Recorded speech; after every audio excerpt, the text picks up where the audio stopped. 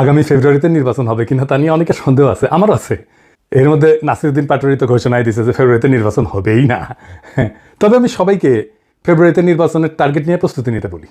এটা না বললে আবার বিএনপি আলারা বলবে আমি নির্বাচন পিছাইতে চাই। তবে এই নির্বাচনে কি হবে তা নিয়ে আসেন।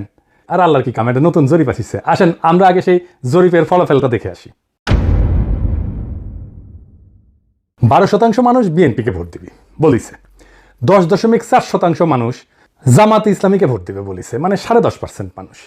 7.3% মানুষ আওয়ামী লীগকে ভোট দিবে বলিছে, এবং 2.8% মানুষ, মানে প্রায় 3%-এর মতো মানুষ এনসিপিকে ভোট দিবে। তবে কাকে ভোট দিবে এ বিষয়ে এখনো সিদ্ধান্ত নেয়নি 48%-এর বেশি মানুষ। অন্যদিকে জরিপে কাকে ভোট দিতে চায় তা বলতে রাজি হয়নি 14.4% মানুষ। এটা BRAC institute of governance and development BIGDর একটা জরিপ।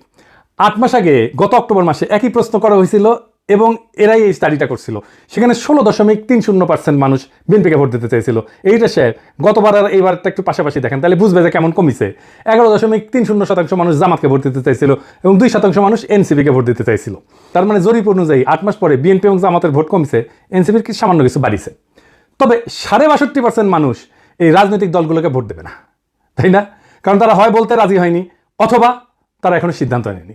এরা এই 1 বছরে তাদের উপর থেকে আগের সমর্থন হারা সরাই ফেলছে, আরও ফেলবে। বিএনপির জনসমর্থন, দলের জনসমর্থন 26.32% কমিছে।